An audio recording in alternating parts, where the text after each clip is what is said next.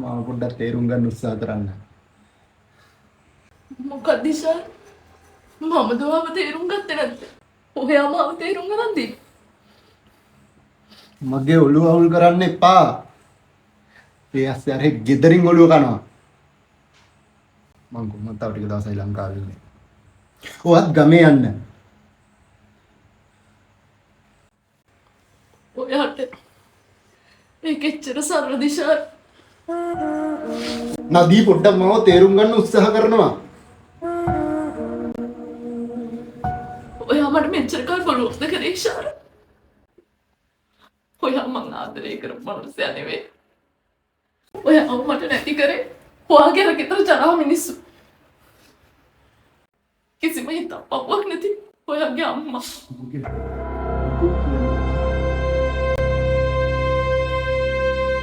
ඔයා පණිවිඩ මට අදෙස්සු. ඒකත් අර කිසිම තෙතම නැන්නේ ගෑණියගේ දුක තේරෙන්නේ නැති ඔයාගේ අම්මා නිසා. මම ඔක්කොම හැමෝගෙම පලි ගන්නවා. මොකද මෙතනින් ඉවරයි. බොහොම අම්මෙක් ඉන්න පුතෙක් හොයාගනි.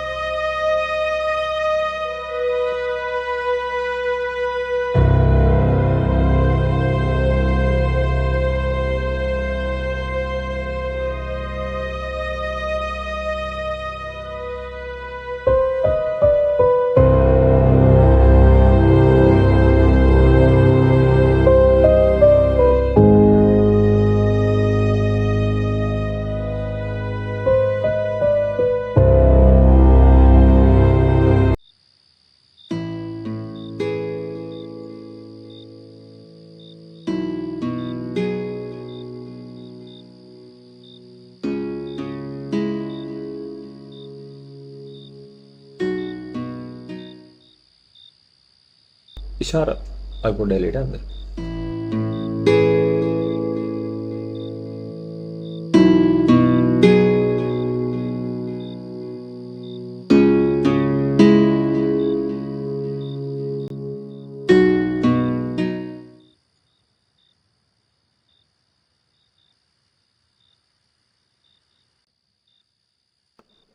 මචං මම මට තේරෙනවා.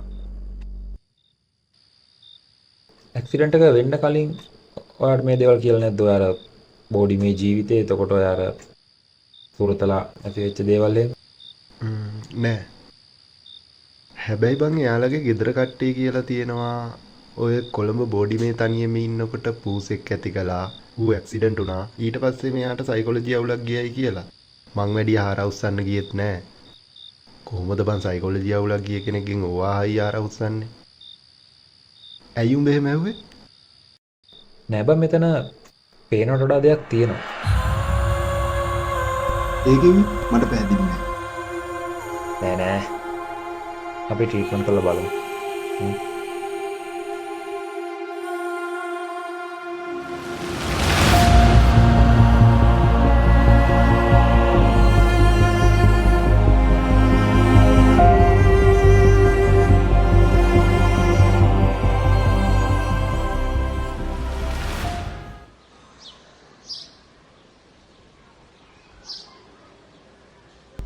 මචං මම මේ මැව්වට උඹ වරදව වටහා ගන්න එපා.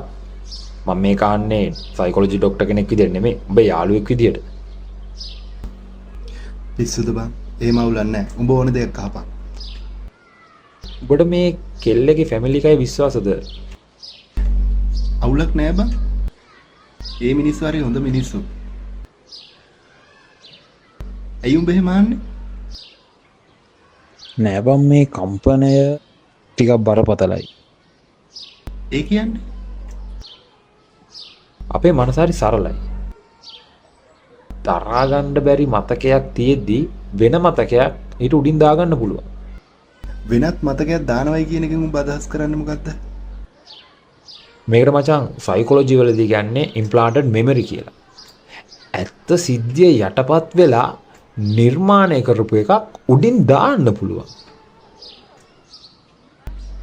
එතකොට බං මේ පූස ඇවිල්ලා බං මෙතනදී හරිනම් කව එකක් වගේ. වෙලා තියෙන ඇත්ත සිද්ධිය ටිකක් බරපතලයි. මේ වෙච්ච ඇක්සිඩන්ට් එකෙන් පස්සේ තමයි මේ මතකය ආයේ උඩට එන්න පටන් ගන්න තියෙන්නේ. එතකොට උඹ කියන්නේ මෙයා මේ දකින්නේ වෙනත් මොකක් හරි මෙයාගේ ජීවිතයට සම්බන්ධ සිද්ධියක්. ඔව් මචං. අපිට නොපෙනෙන තව අඳුරු පිටුවක් තියෙන්න පුළුවන්.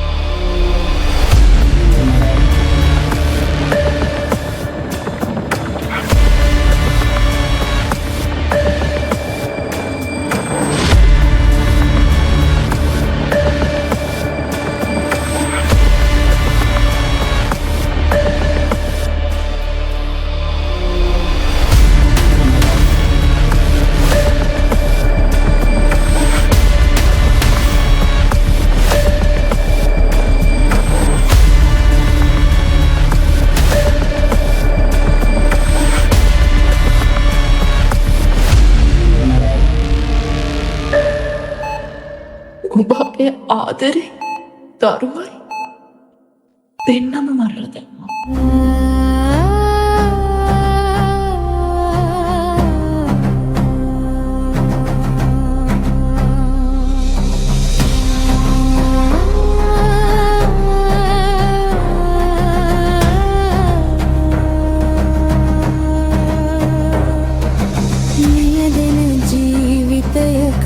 ජීවය දෙන්නා පිණි බිඳුවක් දෙය කර හැරිය රුදු